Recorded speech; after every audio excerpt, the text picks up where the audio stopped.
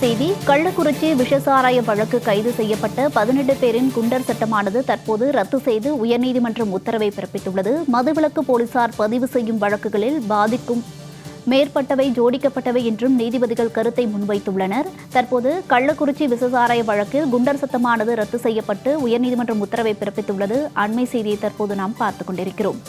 தவறிழக்கும் மதுவிலக்கு பிரிவு போலீசார் மீது என்ன நடவடிக்கை எடுக்கப்பட்டது என்று தெரியவில்லை என்று நீதிபதிகள் தெரிவித்துள்ளனர். கள்ளக்குறிச்சி விஷசாராய வழக்கு தொடர்பான குண்டர் சட்டமானது தற்போது ரத்து செய்து உயர்நீதிமன்றம் உத்தரவை பிறப்பித்துள்ளது. அண்மை செய்தியை தற்போது நாம் பார்த்துக் கொண்டிருக்கிறோம். கள்ளக்குறிச்சி விஷசாராய வழக்கு தொடர்பான குண்டர் சட்டம் தற்போது ரத்து செய்யப்பட்டுள்ளது. அண்மை செய்தியை பார்த்துக் கொண்டிருக்கிறோம்.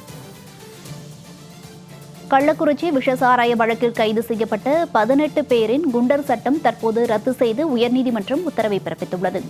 விரிவான விவரங்களை வழங்குவதற்காக செய்தியாளர் மகேஸ்வரி இணைப்பில் இருக்கிறார். விவரங்களை கேட்டறியலாம். மகேஸ்வரி, வணக்கம். இது குறித்த விவரங்களை பதிவிடுங்க. கள்ளக்குறிச்சி மாவட்டத்தில் விஷசாராயம் அருகே 60க்கும் மேற்பட்டோர் உயிரிழந்தது தொடர்பாக கைது 18 பேர் குண்டர் 18 பேர் சார்பில் தாக்கல் செய்யப்பட்ட மனு நீதியரசர் எஸ். எம். சுப்பிரமணியம் மற்றும் நீதியரசர் எம். ஜோதிராமன் அடங்கிய அமர்வு விசாரணைக்கு எடுத்துக் கொள்ளப்படுகிறது. அப்போது மனுதாரர்கள் சார்பில் வழக்கறிஞர்கள் காலதாமதமாக குண்டர் சட்டத்தை ஆவணங்கள் வழங்கப்படவில்லை என்று குண்டர் சட்டத்தை ரத்து செய்ய வேண்டும் என்று மனுதாரர்கள் சார்பில் வாதங்கள் என்பது முன்வைக்கப்படுகிறது. இதனையடுத்து சம்பவம் தொடர்பாக செய்யப்பட்டுள்ளது. 6 மாதங்களுக்கு சிறையில் உள்ள நிலையில் அவர்களை குண்டர் சட்டத்தை வைத்திருப்பதில் என்ன தேவை இருக்கிறது என்று நீதிபதிகள் அரசு கேள்வி ஒன்றை எழுப்பினார்கள். மேலும் கள்ளச்சாராய விற்பனை பல ஆண்டுகளாக நடைபெற்று வரக்கூடிய நிலையில் மதுவிலக்கு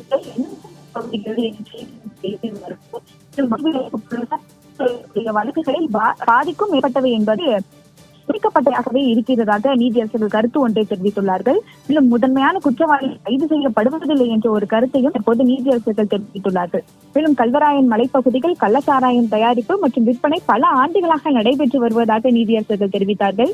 மதுவிலக்கு பிரிவு போலீசார் பல தவறுகளை செய்து வருவதாகவும் அவ்வாறு தவறிழைக்கக்கூடிய அதிகாரிகள் மீது என்ன நடவடிக்கை எடுக்கப்பட்டது என்பது குறித்து தெரியவில்லை என்றும் நீதியரசர்கள் கருத்து ஒன்றை தெரிவித்துள்ளார்கள்.